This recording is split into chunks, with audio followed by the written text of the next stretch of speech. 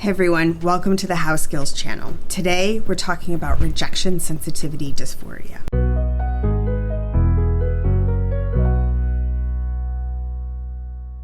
Have you ever felt particularly sensitive or emotionally pained by the perception, not necessarily the reality, that you have been rejected or criticized by people in your life? If so, this video is for you. Today we're going to explore rejection sensitivity dysphoria, also known as RSD, and some strategies that can help you manage moments where you may be experiencing RSD. RSD is not a formal diagnosis, but rather one of the most common and disruptive manifestations of emotional dysregulation. As mentioned, rejection sensitivity dysphoria, RSD, is extreme emotional sensitivity and pain triggered by the perception, not necessarily the reality, that a person has been rejected or criticized by people in their life. We suggest a framework to help you recognize the cues when you are experiencing RSD. Then, take time to reflect and review what happened. Focus on the facts of what happened. Then, redirect to find a path forward. Let's go over this framework in more detail. First, recognize. Emotional escalation. Name what is happening. Remind yourself that your logic center of the brain is not available in this emotional dysregulation state. Use calming techniques.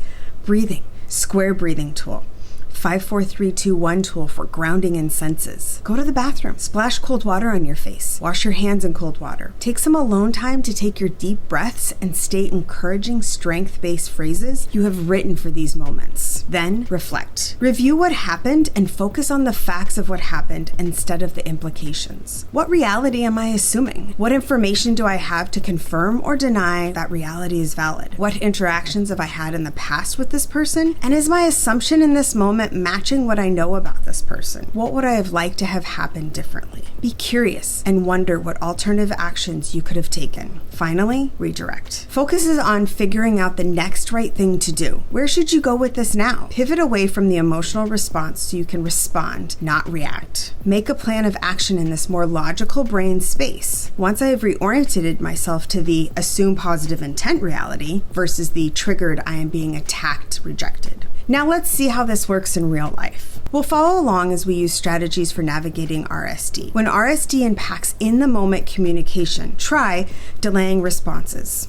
For example, you notice your emotional response is heightened in a meeting with your manager, friend, or family member. Consider buying time so you don't have to impulsively say or do something you don't mean. Try something like, can we table this for a moment and revisit it later today or tomorrow? If you are saving that topic for the last few minutes of the meeting, for example, consider setting a timer for the last 5 minutes so you make sure you get back to it. During the pause time you have given yourself, come up with counter thoughts to keep yourself from spiraling into worst case scenario or implications. Reflect on the facts of what happened instead of the implications. You might open a private doc where you can write out your script for what you want to say, rather than what your initial response might have been. Consider using tools like worry logs and counter thoughts to keep yourself from spiraling into worst case scenarios or implications. Consider the framework. Action I usually would take from initial thoughts versus the action I will take from the counter thoughts. It is important to recognize the difference here. When RSD impacts the in-the-moment communication, try requesting and receiving feedback in writing. For example, try using a template like this for interpreting,